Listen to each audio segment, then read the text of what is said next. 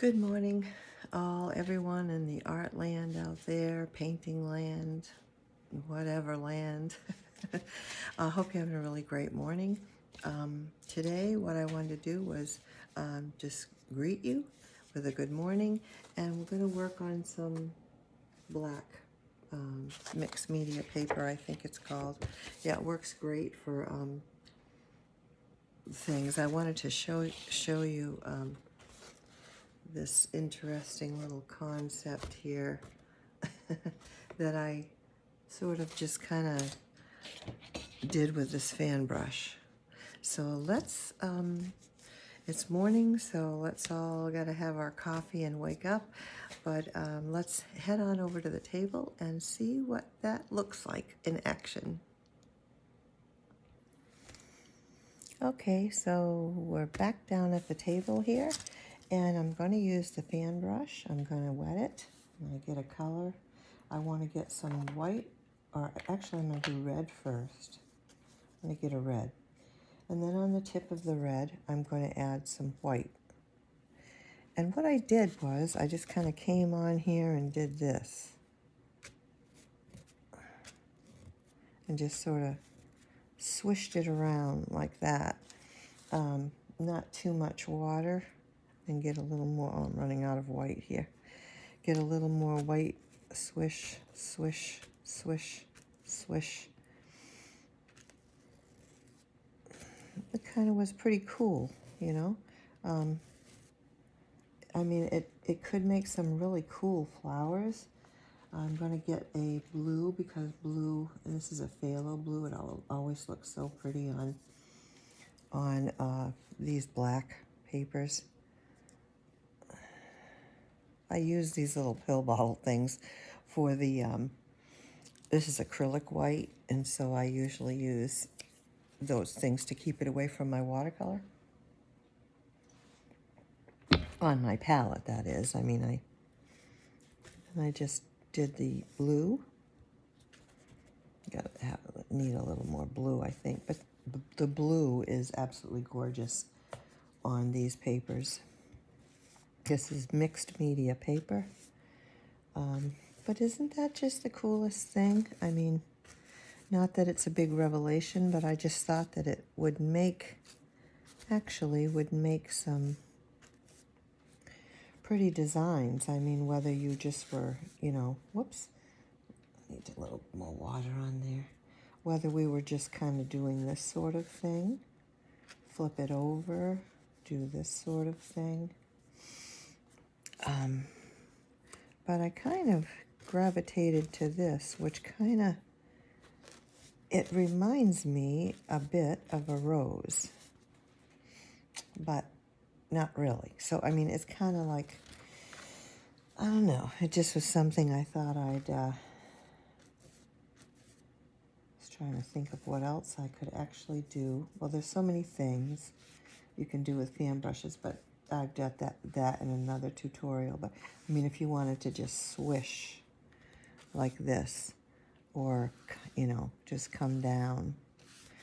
It has all the bristles, so with the bristles there, you're going to get, unless you really have a lot of water, which I kind of have quite a bit there, you'll always have that bristly look, right? So if we do this, we're going to have grassy, bristly type looks like that. And then, of course, fan brushes are always great for, you know, the trees when we do this. I guess I need some color on here. Okay, hold on. Put some color, and then get a little white. You know, if I was doing trees, and that's just with the side of it like this. It's great for tree. You can see how it would make really good tree foliage type thing. But I liked this idea here. And I'm going to have to work with it for a little while to see what I can kind of come up with here. If nothing else, it makes awesome fireworks. I'm just playing this morning, and I thought you might enjoy playing with me. These are what I made last night. I just sort of sat here. These came out a little better last night. You know, and they just sort of look like especially these, they sort of look like a flower. You know, I thought very much. I couldn't seem to get that effect again. I'm trying to actually make that effect again, and that was like with a green, I think. So we're going to put a little green down and get that white on the end again. And it was, oh, I know what it was. Okay, that's right. I went like that. So yes, in that case, it does resemble like a flower.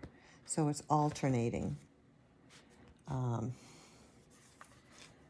My paper's a little used up. Let's go to another piece. And the piece underneath it's used up, so we can't really do that. So we're just going to go to another piece and start over. And I'm going to put some white on the ends and get some of that greenish.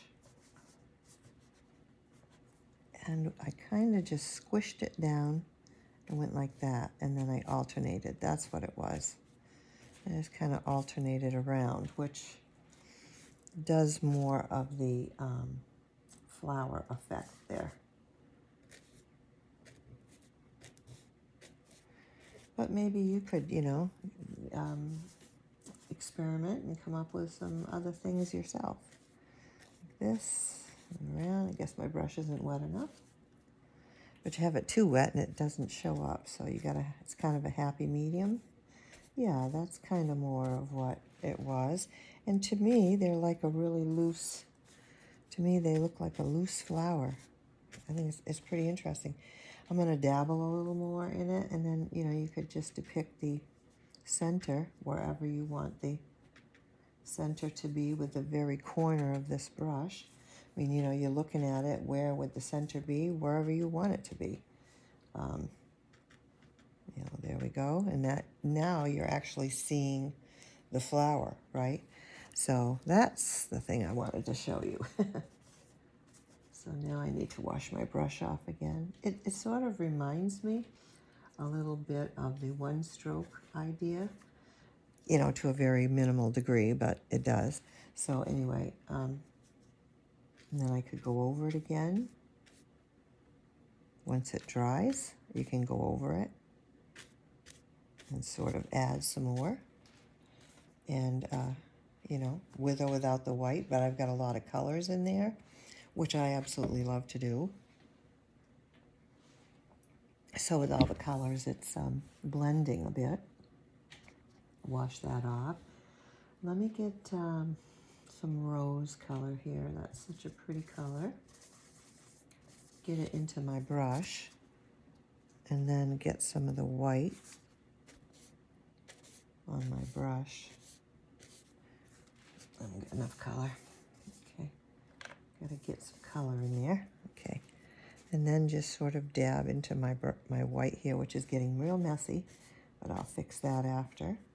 And yeah, that's what I'm looking at here. This is what I'm talking about.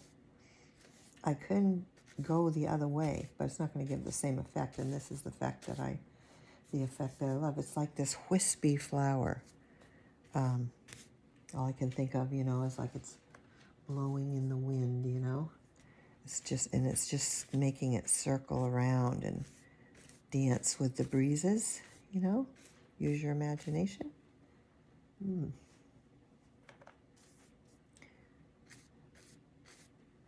And then again, we will come in with another color. Let's see, pick a blue.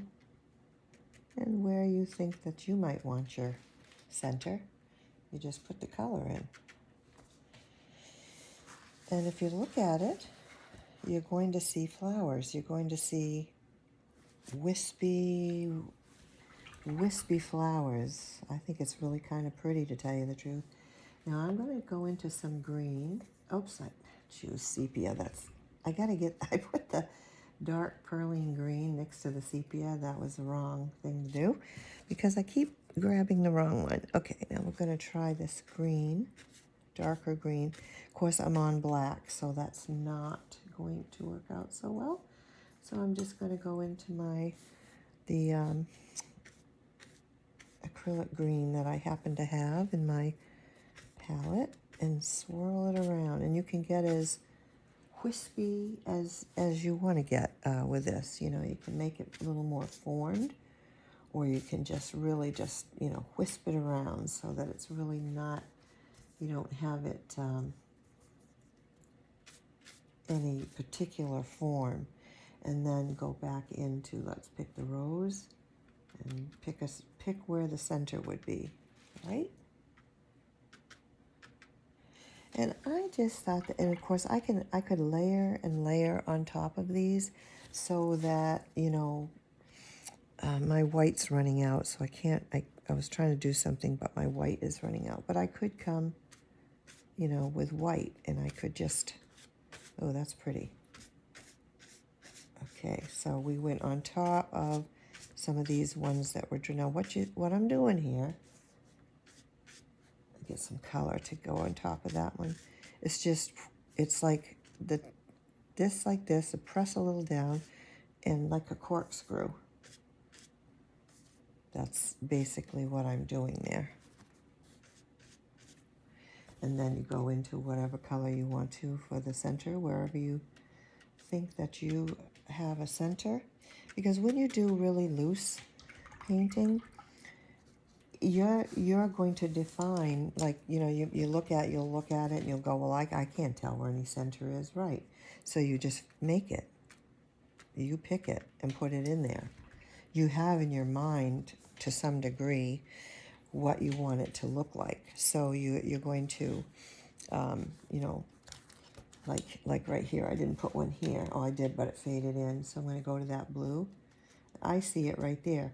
You may see it somewhere else, and that's absolutely fine. But by putting that center in, I actually defined the center of the flower, right?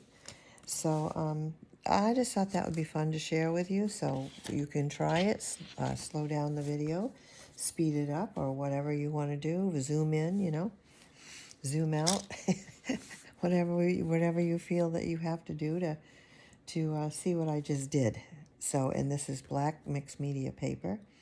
You could do this on white paper as well. And a lot of times what I've done in different situations is when I didn't have black paper or a colored paper, I would take, whoops, I'm sorry. I would take the paper that I had, the mix, either the white mixed media or the white watercolor, and I would paint over that paper with an acrylic color so that it hardened, you know, because it dries hard, acrylic paint. And that would give me a surface to paint on like this. Also, I would use on regular paper that I have, like I have some mixed media paper that's really thin and bought it by mistake, you know, and all that.